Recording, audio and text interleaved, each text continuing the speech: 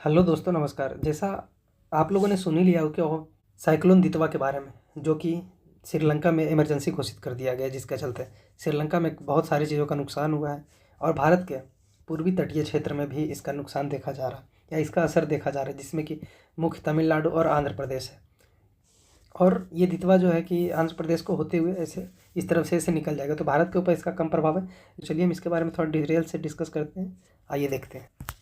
Cyclone दितवा जो है 2025 में आया है, नवंबर के महीने में अभी जैसा चल रहा है। ये मुख्य रूप से श्रीलंका और भारत के दक्षिणी पूर्वी एरिया में आया है, तटीय क्षेत्र में आया है, विशेषकर तमिलनाडु, पुदुचेरी, आंध्र प्रदेश जैसे क्षेत्रों में आया है और इसका प्रभाव इन सब क्षेत्रों में है।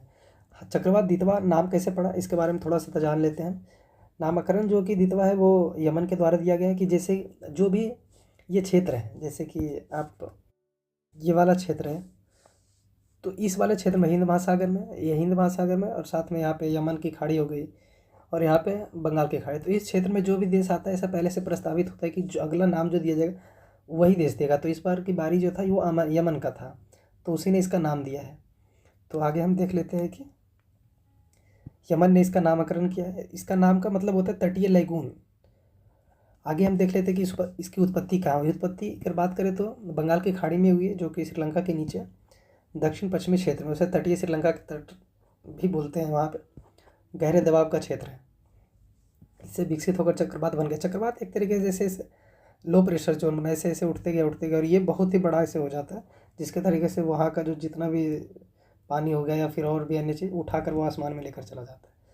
इसके ट्रैक की बात करें तो उत्तर पश्चिम दिशा में गति करते हुए आ रहा है, श्रीलंका के तट से उधर दक्षिण में पश्चिम बंगाल की खाड़ी में, तमिलनाडु, पुदुचेरी आगे जाएगा। इससे ये 27 नवंबर से 30 नवंबर के बीच में हुआ है और जिसके चलते इसका प्रभाव की बात करें तो लगभग श्रीलंका में इमरजेंसी घोषित कर दिया गया और करीब 150 लोगों की मृत्यु भी हो गई, लगभग 150 करीब की, और 100 से ज़्यादा लोग जो कि हैं वो लापता भी हैं, जिनकी की कोई खोज खबर नहीं है अभी तक।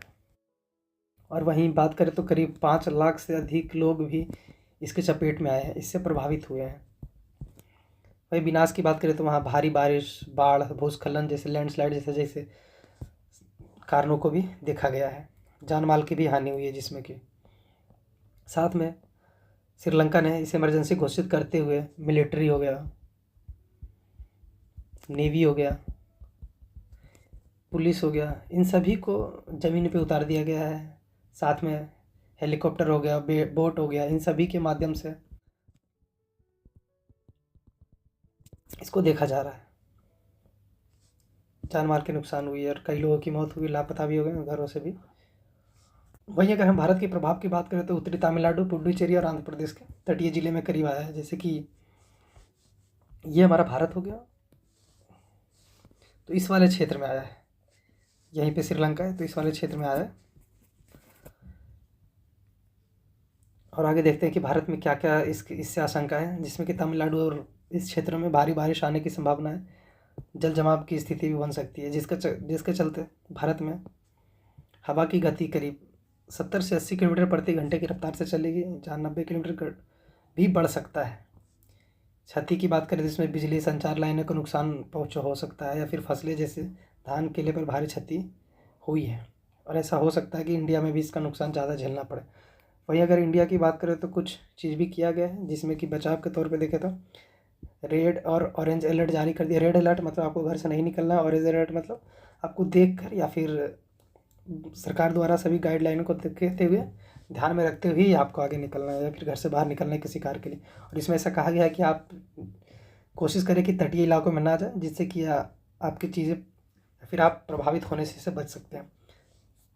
तमिलनाडु और पुदुचेरी रेड अलर्ट और आंध्र प्रदेश में ऑरेंज अलर्ट जारी की दिए।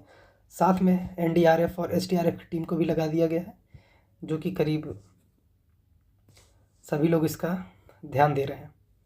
हाल ही में भारत में करीब 6000 रिलीफ कैंप बनाया गया है। साथ में फ़्लाइट को भी कैंसिल कर दिया गया है। बहुत सारे फ़्लाइट भी कैंसिल हुए हैं, जैसे चेन्नई आदि में। और आगे हम बात करें तो स्कूल हो गया, कॉलेज हो गया, ये भी बहुत स्थानों पे बंद कर दिया गया है। वहीं आगे हम बात करें तो भारत ने श्रीलंका के लिए ऑपरेशन सागर बंधु भी चलाया है, जिसके माध्यम से भारत श्रीलंका का मदद कर रहा है। चक्रवात के बाद भारत श्रीलंका में फंसे हुए ऑपरेशन नागरिकों को वापस लाने के लिए राहत सामग्री के लिए ऑपरेशन सागर बंधु चलाया है। भारत के भी बहुत सारे लोग, करीब 400 से 500 लोग वहाँ भी फंसे हुए थे, उनको भी भारत ने हेलीकॉप्टर से निकाल लिया है और भारत द्वारा लगातार उनके रिलीफ के लिए सागर बंधु के तहत कार्य कर रहा है। भारत ने बहुत सारी सामग्री भेजी है जिससे कि रिलीफ मिल सकता है। तो आज के लिए इतना ही बाकी हो गया।